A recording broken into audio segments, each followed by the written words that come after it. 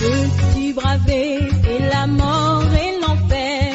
La force est en Christ, la force est en Christ. Retour aux fondamentaux de la foi en Jésus-Christ de Nazareth.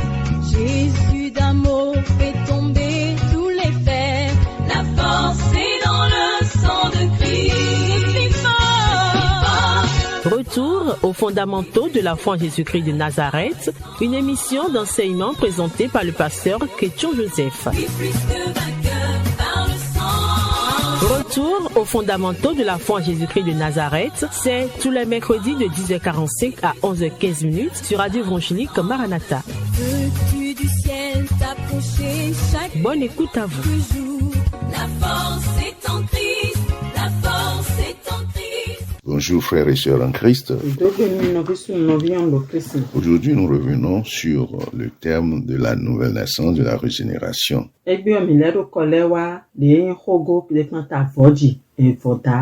Parce que la régénération, c'est aussi la résurrection. La résurrection en ce sens que la résurrection telle comme l'a vu, c'est la puissance, c'est le passage de la mort à la vie, puissance du Saint-Esprit.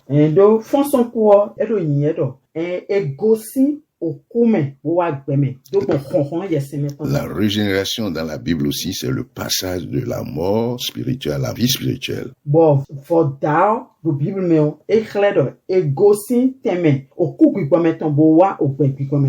C'est une sorte de recréation. C'est pourquoi dans 2 Corinthiens 5, on dit, si quelqu'un est en Christ, il est une nouvelle création. Donc tu es créé de nouveau en quelque sorte.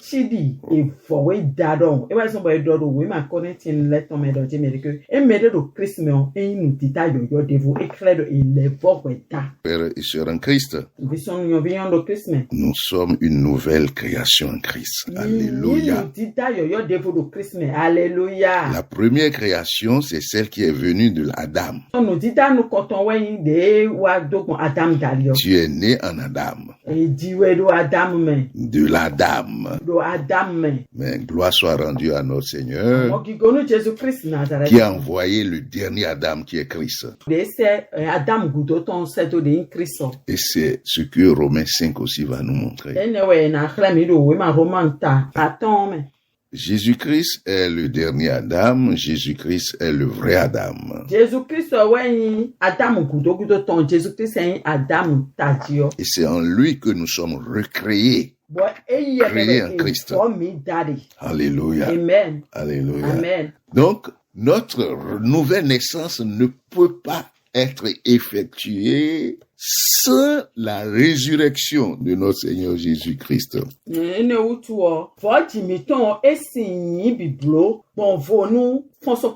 C'est dans la résurrection de notre Seigneur Jésus-Christ que nous sommes nés de nouveau. Et je voudrais que nous faisions un parallèle entre le processus de résurrection du Christ encore et le processus de notre propre résurrection spirituelle.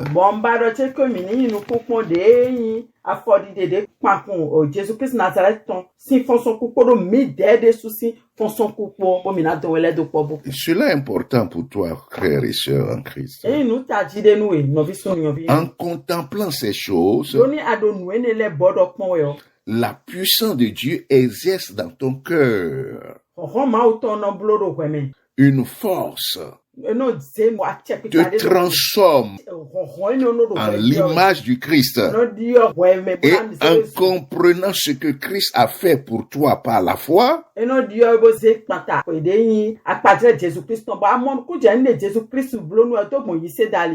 alors tu pourras collaborer avec le Saint-Esprit. Prendre conscience de son identité en Christ.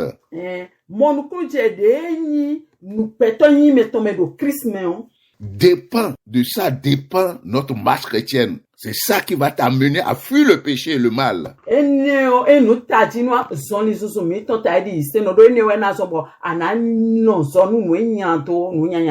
Gloire à Dieu. Alléluia. On n'a plus besoin de te dire ne fais plus ceci, ne fais pas cela, ne fais plus ceci. Pourquoi tu ne dois pas faire ceci, cela? C'est ce que nous sommes en train de t'expliquer.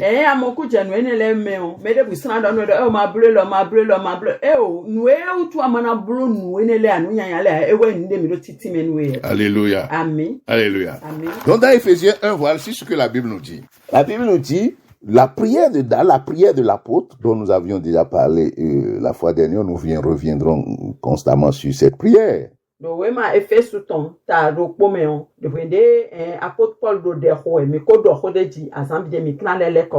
Souvent, nous allons revenir sur ce passage qui est très riche. L'apôtre prie pour que Dieu illumine les yeux de votre cœur,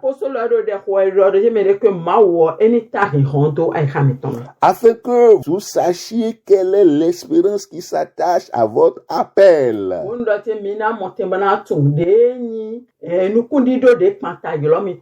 On reviendra sur cette espérance plus tard.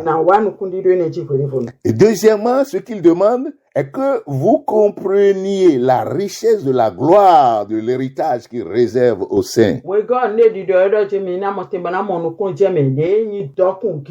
Donc, dans le troisième point, voici ce qu'il nous dit. Dans le troisième point de sa prière, c'est ceci. Il dit, « Et quelle est envers nous qui croyons l'infinie grandeur de sa puissance ?»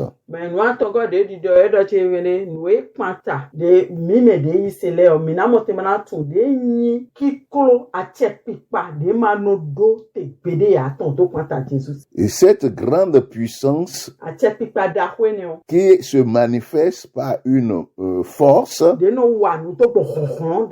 cette force, il l'a déployée en Jésus-Christ, en le ressuscitant des morts et en le faisant asseoir à sa droite dans les lieux célestes. Dans les lieux célestes, au-dessus de toute domination, de toute autorité, de toute puissance, de toute dignité, et de tout nom qui se peut nommer non seulement dans ce siècle,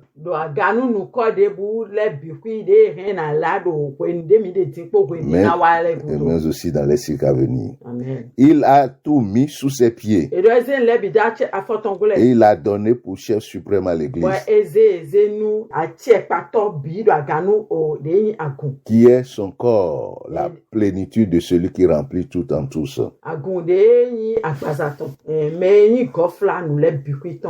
Alléluia. Amen. Donc, dans ce premier chapitre, on voit que Dieu, pour ressusciter Christ d'entre les morts, a déployé une grande puissance en lui.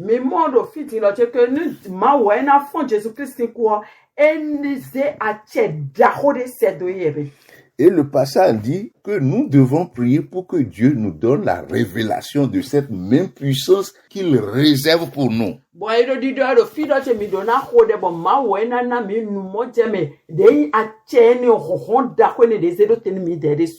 Et cette même puissance, quand nous venons à Christ et nous croyons en lui,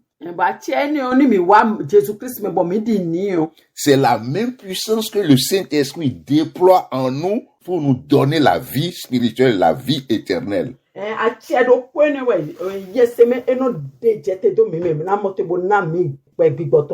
La vie éternelle. Donc, c'est ça que nous voyons aussi dans le chapitre 2. Dans le chapitre 1, il s'agit de notre Seigneur Jésus-Christ, comment cette puissance a été déployée en lui. Mais dans le chapitre 2, on voit comment Dieu a déployé cette puissance dans le croyant. Et c'est ce que nous sommes en train de vous présenter ce matin.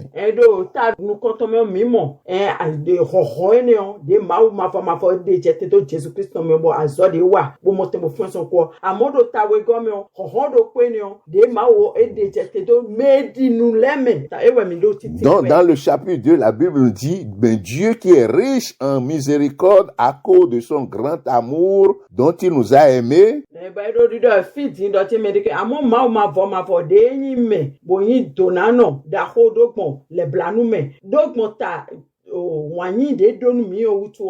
À cause de son amour, nous qui étions morts, il nous a rendus à la vie avec Christ.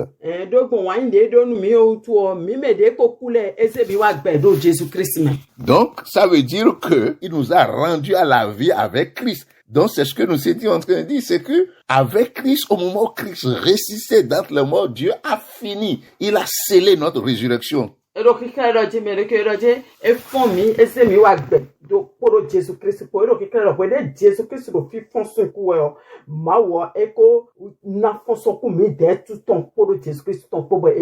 Et la même manière que cette puissance de résurrection l'a amené jusqu'à le faire asseoir à droite au-dessus de toute autorité et domination,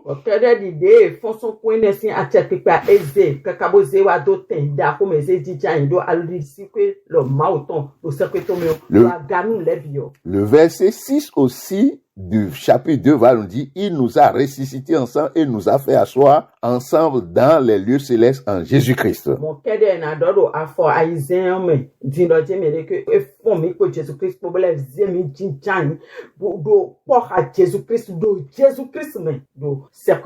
Ça veut dire au-dessus de toute autorité, toute domination et de toute force. C'est là notre position en Christ.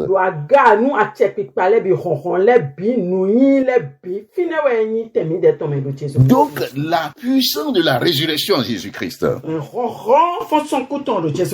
non seulement tangente te fait naître de nouveau,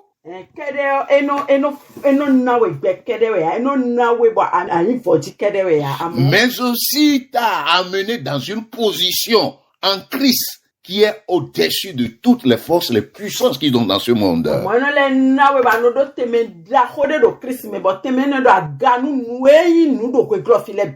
Pour que tu sois invaincu, invincible en Jésus-Christ.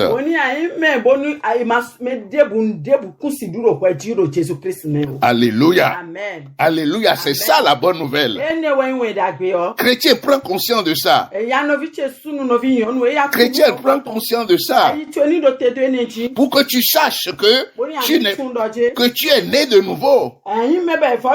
Donc que tu es né d'en haut. Que tu es né par la puissance du Saint-Esprit. Et comme Christ a été déclaré avec puissance fils de Dieu, en Jésus-Christ tu es déclaré avec puissance fils de Dieu, fille de Dieu.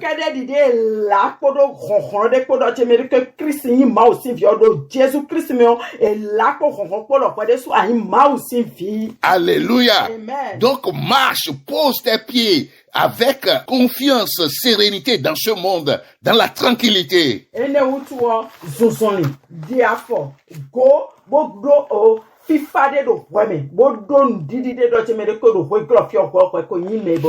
Et que toi en Christ, tu dois fuir le péché et le mal.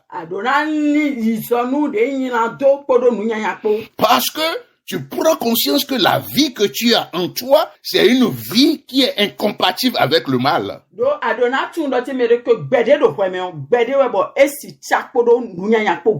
Alléluia. Parce que tu es passé de la mort, c'est le péché qui t'a donné la mort. Et il a fallu que Christ vienne pour te recréer, pour te régénérer. Ne retourne plus au péché. Ça, on n'a pas besoin de t'enseigner le péché.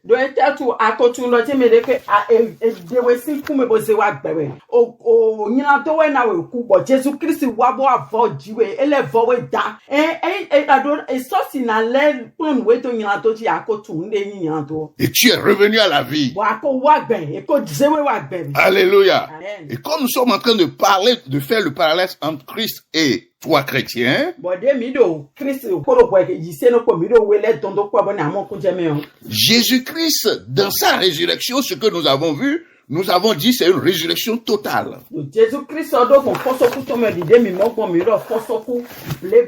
Donc, quand tu viens à Christ, toi, chrétien, quand tu viens à Christ, pour toi qui es venu à Christ, en te ressuscitant, spirituellement, par ton union avec l'Esprit de Dieu, tu enclenches là le premier stade du cycle de la vie.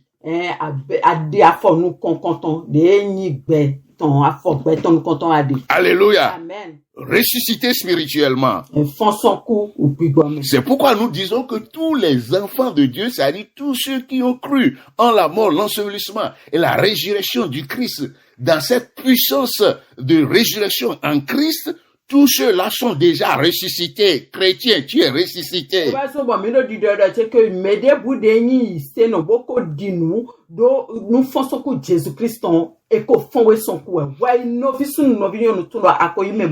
Tu as déjà goûté la puissance de la résurrection en Christ. Alléluia. Amen. Alléluia. Amen. Et cette résurrection spirituelle, la Bible nous dit dans Éphésiens 1, on nous dit, vous avez cru en Jésus-Christ. Vous avez cru en l'évangile de votre salut. Et parce que vous avez cru en cet évangile, la Bible dit, vous avez été scellés du Saint-Esprit. Ça veut dire que l'Esprit Saint descend en vous en vous engendrant. C'est un sceau que vous avez la vie, que vous avez la vie éternelle.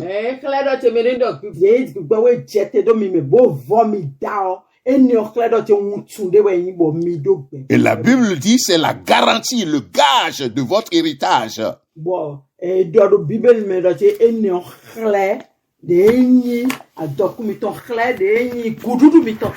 Que vous l'aurez certainement.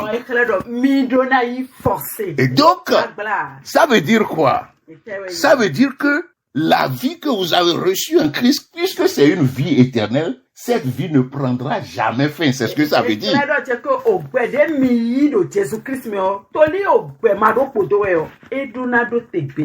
C'est pourquoi celui qui est né de nouveau, donc qui a la vie de l'esprit, la vie nouvelle,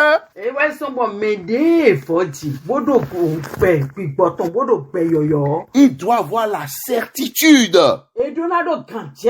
que ce premier stade de la vie sera suivi de la résurrection de son corps.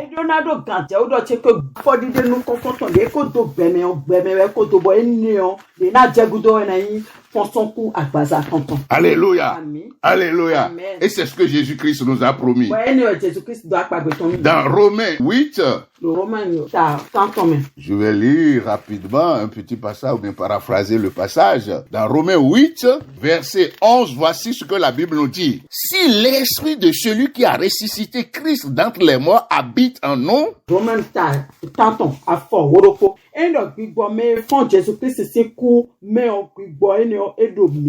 la Bible dit que celui qui a ressuscité Christ d'entre les morts rendra aussi la vie à nos corps mortels. Par son Esprit Saint qui habite en nous. Donc le chrétien n'a plus peur de la mort. Parce que tu ne peux pas mourir. L'Esprit Saint en toi, c'est le gage que ça va être seulement une traversée que tu vas faire. Gloire à Dieu. Alléluia. Le verset 23 dit ceci. Il dit ceci que, il dit, nous aussi, qui avons les prémices de l'Esprit, Esprit Saint, nous aussi, nous soupirons en nous-mêmes en attendant l'adoption, c'est-à-dire la rédemption de notre corps. Alléluia. La rédemption du corps, c'est la résurrection du corps qui va intervenir si Christ apparaît dans les airs. Amen.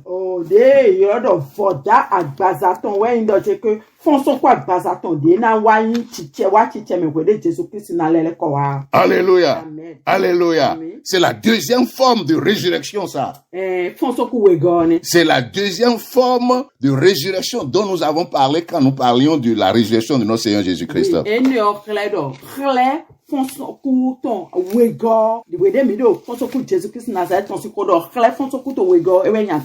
Et nous allons lire encore un autre passage dans Thessaloniciens. Je vais lire 1 Thessaloniciens chapitre 4 verset 14.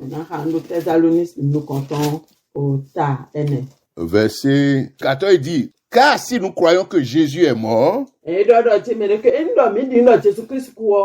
qu'il est ressuscité, croyons aussi que Dieu ramènera par Jésus-Christ et avec lui ceux qui sont morts.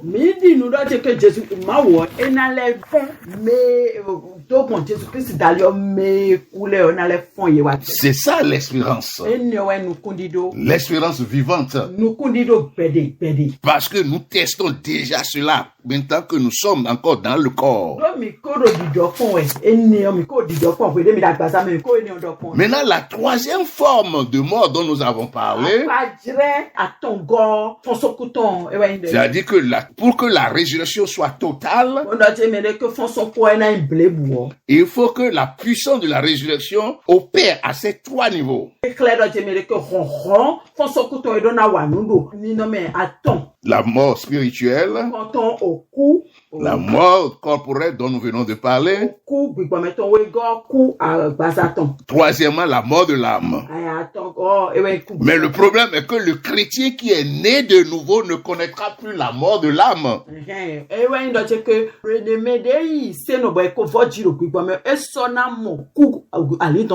Il est ressuscité, un pointeur. En ressuscitant son esprit, Dieu a ressuscité son âme. C'est pourquoi il y a un processus qui commence.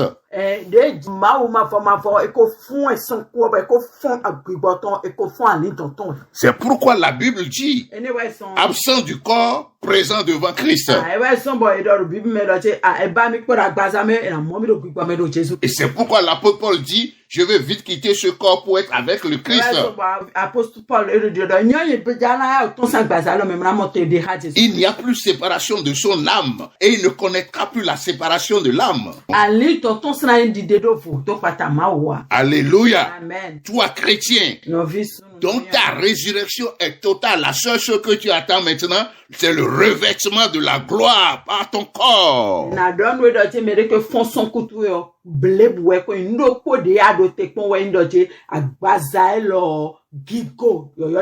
Et celui qui est ressuscité spirituellement ne peut pas ne pas être ressuscité corporellement.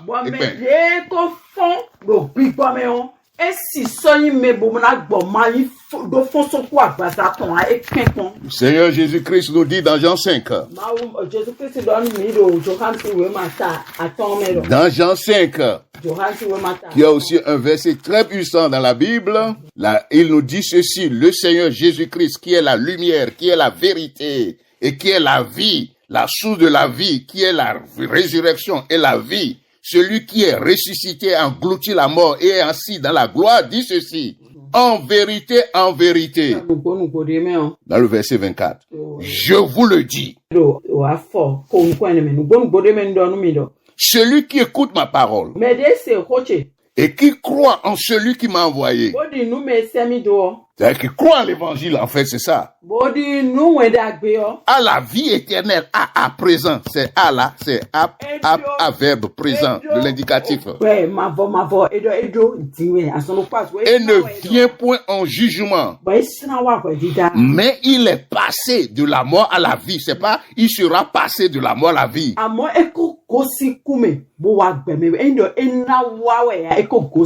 Il est passé, quand tu es dans ce monde-là, le fait que tu passes de l'état de mort spirituel à la vie spirituelle, c'est-à-dire la vie éternelle, il n'y a plus à penser à quelque autre mort que ce soit qui va te faucher.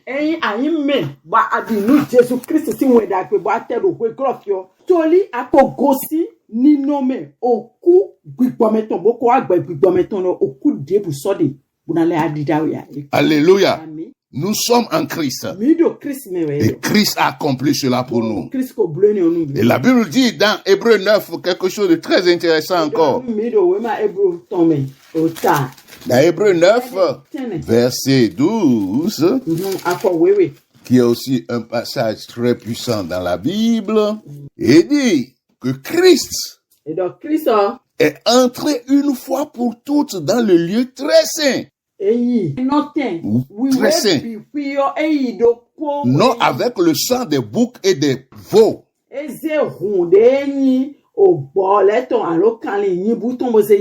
Mais avec son propre sang. ayant obtenu pour nous une rédemption éternelle. Alléluia. Amen. Alléluia. Amen. C'est ce que Jésus-Christ a fait pour nous. Gloire à Dieu. Alléluia. Amen. Amen. Vous êtes bénis. Et on va conclure à ce stade que le chrétien qui est né de nouveau, un autre terme pour le dire, c'est que c'est un chrétien qui est régénéré.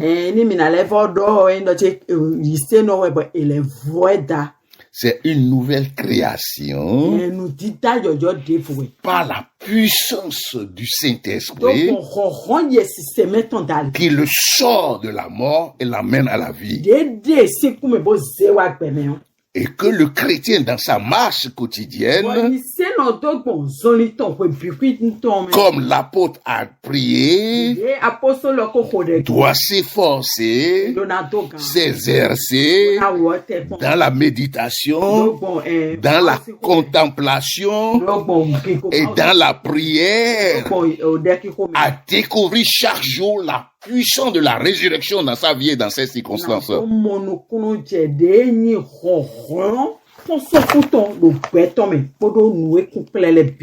Alléluia.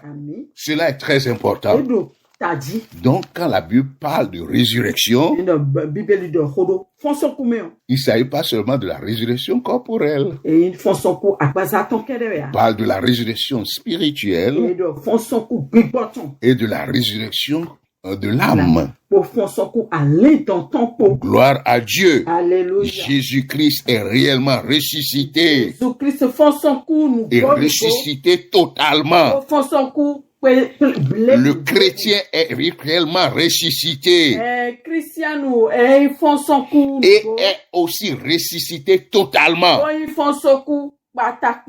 Parce que les promesses de Dieu sont infaillibles. Saisis la vie éternelle. Et maintenant que tu vis en Christ, tu as maintenant en toi la capacité maintenant pour marcher en dehors du péché. C'est celui qui vit qui peut marcher comme quelque chose qui vit. On ne peut pas demander à une personne morte de mener une vie de quelqu'un qui est vivant. Donc tu comprends, c'est parce que tu étais mort que tu péchais et que tu naviguais dans le péché et tu trouvais la joie dans le péché, le plaisir dans le péché. Maintenant que tu as la vie, tu peux vivre comme un chrétien, comme quelqu'un qui a la vie, pour porter les fruits de la vie, le fruit de l'esprit, parce que le Saint-Esprit en t'engendre et t'habite. Et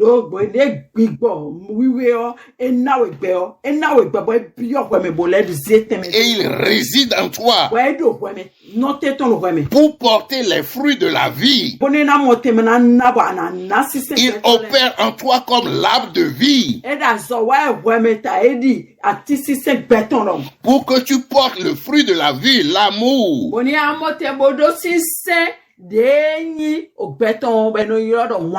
paix, la patience, la joie, la bonté, la bienveillance, la fuite du péché, la sanctification, la sainteté, pratique de la justice,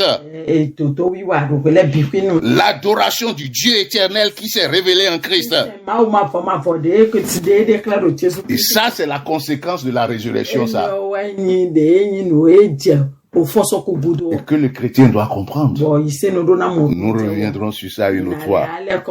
En ce jour, que la puissance de résurrection en Christ se manifeste puissamment dans ta vie, dans ton quotidien, et ressuscite tout ce qui est mort en toi, et que tout ce que tu touches reçoit la vie. Partout où tu passes, que la vie fleurisse. Au nom de Jésus. Amen. Peux-tu braver et la mort et l'enfer? La force est en Christ, la force est en Christ. C'était l'émission Retour aux fondamentaux de la foi en Jésus-Christ de Nazareth. Jésus d'un mot fait tomber tous les fers. La force est dans le sang de Christ. Je suis fort. Retour aux fondamentaux de la foi en Jésus-Christ de Nazareth, une émission d'enseignement présentée par le pasteur Ketcho Joseph. Oui, plus que